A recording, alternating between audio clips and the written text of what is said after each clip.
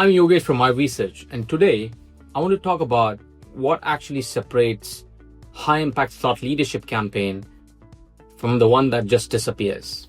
At iResearch, we define high-impact thought leadership as a work that is built on statistically significant data, asking the right questions, and a distribution strategy that keeps working a year long, even after you have published. For any organization serious about data-driven marketing, this is where thought leadership ROI is won or lost. So what makes thought leadership high impact? I think the first is you need to start with owning the topic, not borrowing one. You need to have a differentiated opinion. You need to have your own voice.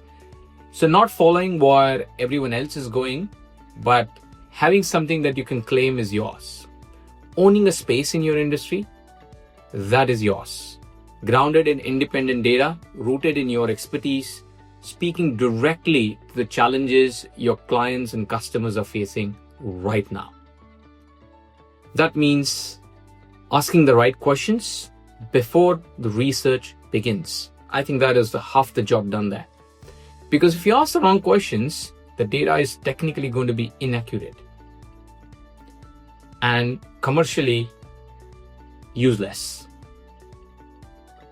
The best thought leadership that I have seen is also relatable in a way where it's high-level industry observations, sometimes land, sometimes don't. But what actually moves people is content that speaks to their specific problems, situation, that is personable, that is digestible.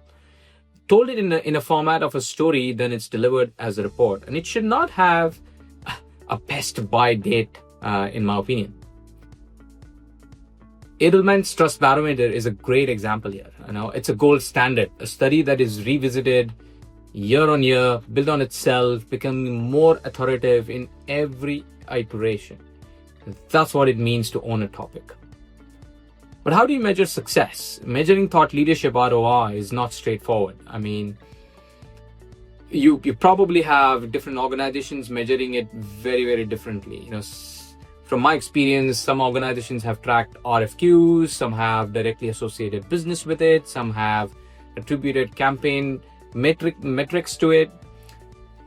Others have looked at earned media, share of voice, sales teams based on the conversations they have had with clients, the RFQs that they have, the RFQs that they have closed. So there are multiple ways. But at iResearch, I think we give a very intelligent framework that actually replaces all of this. And we call that 4 R's, which is reputation, relationships, revenue, and real-world impact.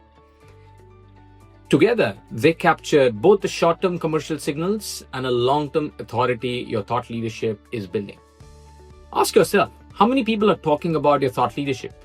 How many opportunities has it opened? According to our research in 2025, almost 38% of organizations say thought leadership directly contributes to new partnership opportunities. That's not a vanity metric, that's a pipeline signal. And I feel that the executives C-suite should be involved, because no thought leadership campaign is complete without the executive involvement. You need their support, you need their guidance, and you need them as a channel of medium and messaging when they go out and talk to their customers, peers within the industry. Executives that carry this company voice, they are trusted in the market in a way that marketing team, however talented, simply cannot. I believe they are the ones who are close to customers. I think they understand the challenges their clients are navigating. That proximity is exactly what makes thought leadership sticky. So when an executive is part of the process, contributing to insight, helping to distribute the content through their mediums, be it LinkedIn or otherwise, through their own networks, through the events and the webinars they participate, the thought leadership campaign reaches further and lands really, really harder. Without that involvement and investment, thought leadership is just another piece of content. But with it, it becomes a point of view the market associates with a person, an organization they trust. A high impact thought leadership is not a single report. It's a strategic asset built on right data, asking the right questions, told in a way that your audience can actually act and react, and measured against outcomes that matter to your business. Build it that way, and you stop producing content that disappears. You start producing authority that compounds. So if you're a CEO, a CMO, or a serious leader, or a marketing practitioner who is keen to build its authority in the industry, then I would encourage you to subscribe and follow along.